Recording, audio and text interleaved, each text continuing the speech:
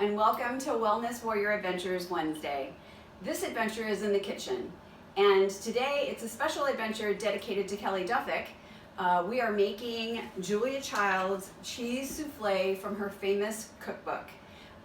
We wanted to try to make that together with Kelly in November over Thanksgiving, and we just couldn't get it done. So Kelly, this adventure is for you.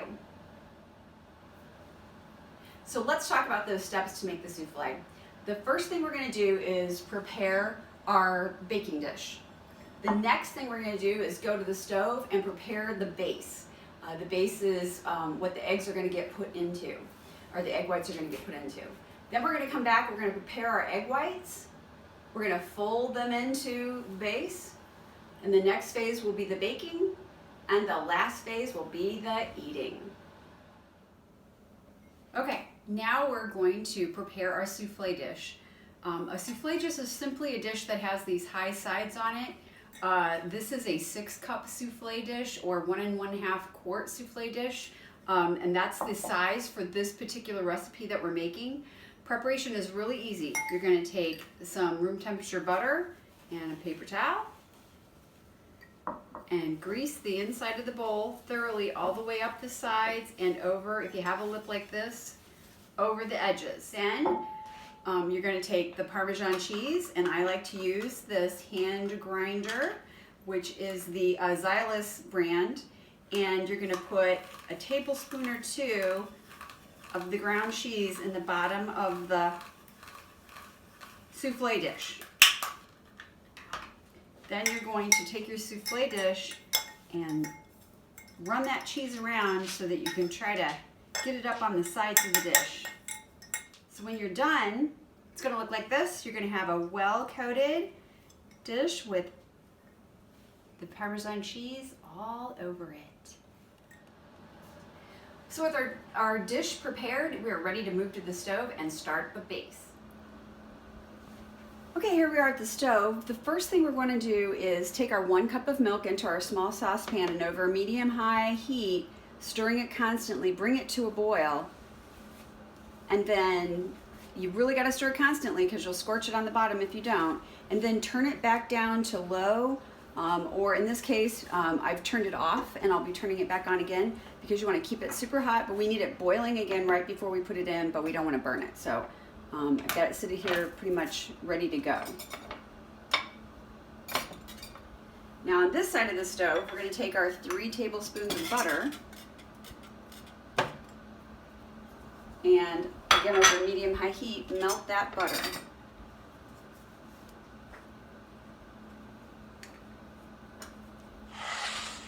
Okay, we've got our butter melted. That usually takes about a minute or so. It's foaming a little bit. And now we're going to take 3 tablespoons of flour to whisk into that butter. Excuse me. And we want to put our heat down to medium. We're going to cook this for 2 minutes after we whisk it in, but we don't want to burn it or brown it. We're just heating it thoroughly for 2 minutes. Keep stirring. Okay, so you can see our roux continues to cook here. Still a little foamy, that's what we're looking for. The reason we're cooking this is because if you don't cook your flour and butter thoroughly in making the roux, you've got an uncooked flour taste that comes out in the souffle, so you don't want to do that. Now I'm going to turn the heat back on my milk so that I can get it boiling again. It should just take a couple of seconds here.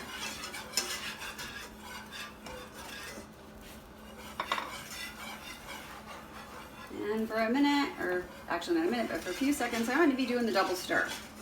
Because I don't want my milk to burn or scald, and I don't want my roux mix to burn. Okay, we just started boiling. Now I'm going to turn off this, turn off this, and I'm going to stir all of this milk in at one time.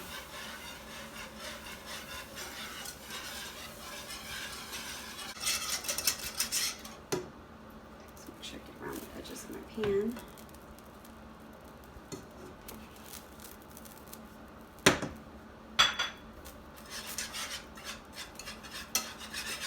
Okay, So now we're going to stir in our seasonings, which is half a teaspoon of salt, 1/8 of a teaspoon of black pepper,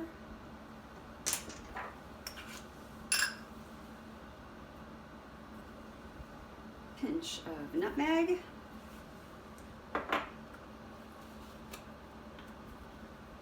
pinch of cayenne pepper, and then I'm going to put this back on the heat and cook it on medium for 1 minute. Okay, we're getting close to our minute here. So the next thing is going to be to take our egg yolks and drop them one at a time and mix them into our mixture, and we'll do that off the heat.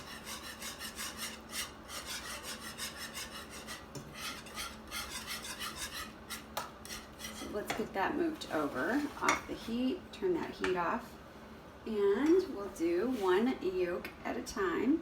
Just drop it in there and whisk it in. I like this part because it turns the batter such a beautiful color of yellow. Yolk number 2. Yolk number 3. Oops, oh, the one that's still in there. And then our last egg yolk, which I broke.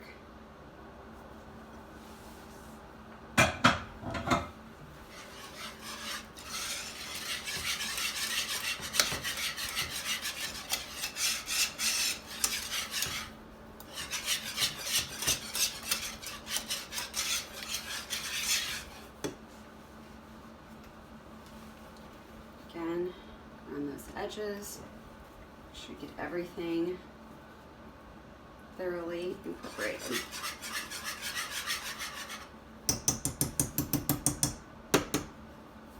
So now you can see we've got our lovely base, and now we need to make the egg whites. All right, ready to make the egg whites. Now remember, we have 5 egg whites, and then because there's an extra egg white as compared to the number of yolks that you're using, you're going to put that in your metal bowl. It's good if you can keep them cool because they beat more easily when they're cool. You're going to do a pinch of salt, and the salt helps make the grinding and the whipping to make the egg whites froth. And that's what we're going to do. We're going to beat till we have stiff egg whites. It takes several minutes. You can use your hand mixer. If you want to use your KitchenAid, you can. I like to use my hand mixer and my KitchenAid bowl, quite frankly. But you get this going, and like I said, 2 to 3 minutes at least. So here we go. I'm going to check my peaks. As you can see, when it comes out, it drips down. So it needs just a few more seconds. On high. And see, they don't fall down. So now we've got the stiff egg whites ready to go. Next phase, mixing it all together. Okay, I've got my mix here, my base. I've remixed it just a little bit. Get all that I can off of the whisk. And I'm going to take a big scoop of the egg whites. And this is my mixed cheese, and I'm going to take all but about a tablespoon of my mixed cheeses. And I'm going to mix that into the base.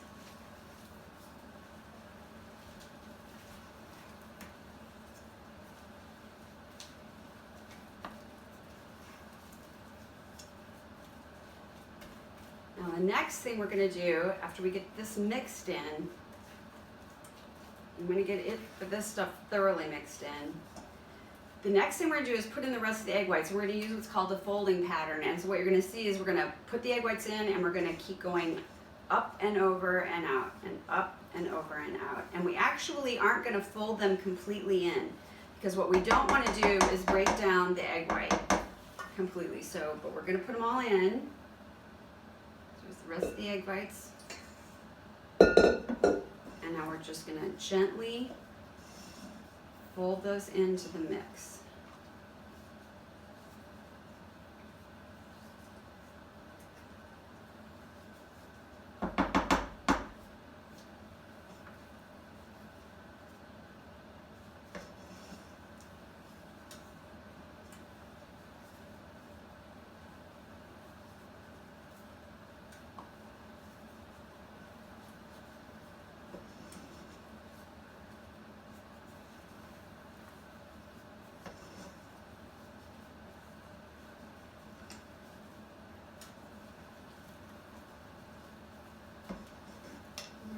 So we've got these egg whites, and what you'll see is it's streaky.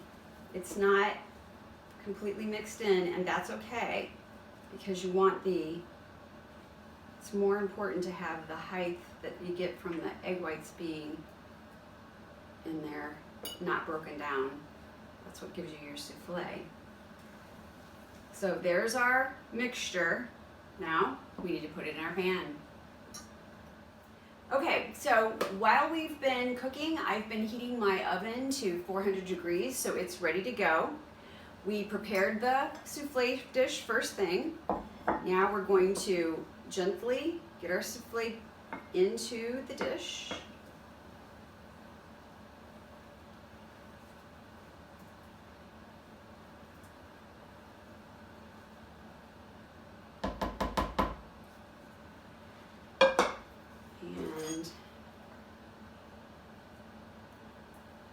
This is so good, I'm always about trying to get all this stuff in there.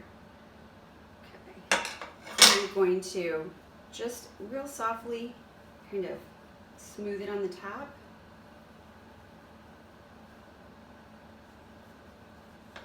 And you're gonna settle it once. Sprinkle your remaining cheese on top of your souffle.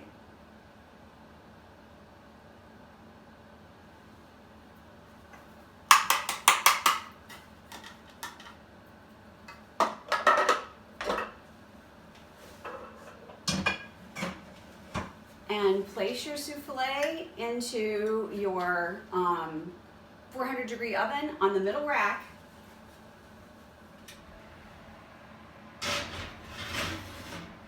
And then immediately turn your oven down to 375 and don't open the door for 20 minutes.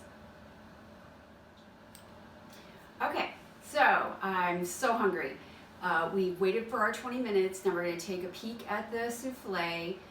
The souffle typically takes 25 to 30 minutes, so I've got 5 to 10 minutes left. But we're going to take a look. It should have puffed up a little bit over the rim of the dish. And then what we're doing is probably going to cook it for 5 to 10 minutes more so it gets nicely brown and set, but not overcooked. So let's take a look in the oven.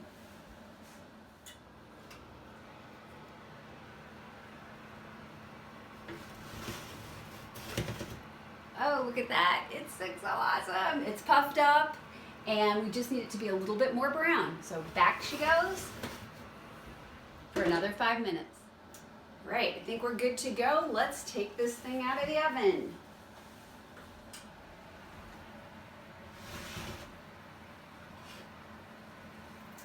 Ooh, look how pretty. Puffed up all nice. Browned on the top. Don't burn yourself, I'm super hungry. Kelly, I wish you were here.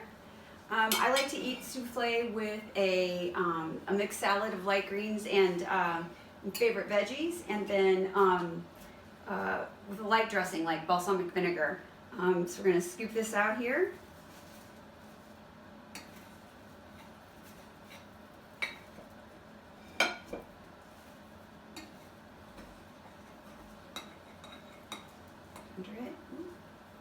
Ooh, look how light and fluffy that is. Yum. And give it a little taste test.